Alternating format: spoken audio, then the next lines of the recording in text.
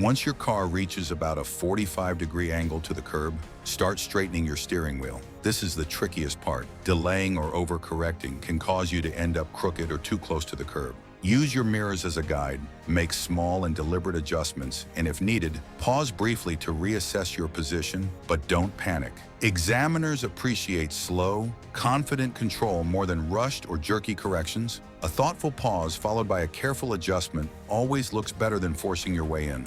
Step 3. Final alignment and parking. When your car is mostly in the space, it's time to align your rear wheels parallel to the curb. Turn your steering wheel fully in the opposite direction and continue reversing slowly. Your vehicle should straighten out and glide neatly into the parking spot. Aim to park with about 6 to 12 inches between your tires and the curb. Not too far, not too close. Stop fully once aligned. Shift into park or neutral with the handbrake if you're driving a manual. Cancel your signal and do a final safety check around you. This last glance shows responsibility and good driving habits. Common mistakes that can cost you. Now let's look at mistakes many candidates make, but which are easy to avoid. Skipping safety checks before reversing is a serious error. Your examiner expects to see you looking carefully in all directions. Touching or mounting the curb signals poor control. Practice enough to understand your car's turning radius. Oversteering or multiple corrections in the final stage may give the impression of uncertainty. Ideally, aim to complete the maneuver smoothly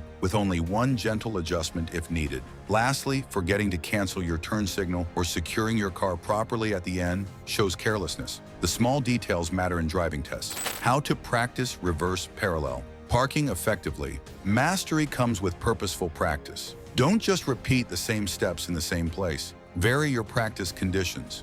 Try different types of curbs, straight, angled, or broken. Practice between cars of various sizes. Park at night or in low light. Practice on busy streets with real traffic. The more scenarios you encounter, the better prepared you'll be. Use consistent visual reference points inside your car, like when the curb lines up with your side mirror or when your rear window matches the bumper of the car behind. These anchors help you stay consistent, especially under pressure.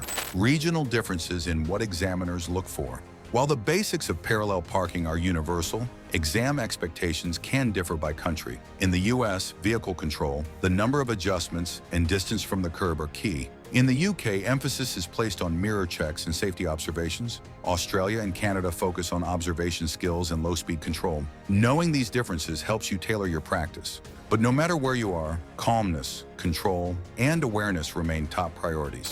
What to do if things don't go perfectly?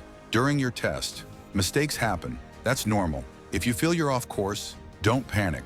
It's better to stop, take a breath, and gently pull forward to reset rather than forcing the car and making a bigger error. Examiners won't fail you for a small, calm correction. In fact, it shows maturity and good judgment. They're not looking for perfection, but for responsible and controlled driving. From anxiety to confidence, your final advantage. Mastering reverse parallel parking isn't just about passing your test. It's about becoming a confident, skilled driver. This maneuver improves your spatial awareness, patience, and road sense, valuable skills for everyday driving well beyond your test day. Remember, every confident driver you see once struggled with this skill too. Your goal isn't perfection, it's preparation, focus, and practice. You've got this.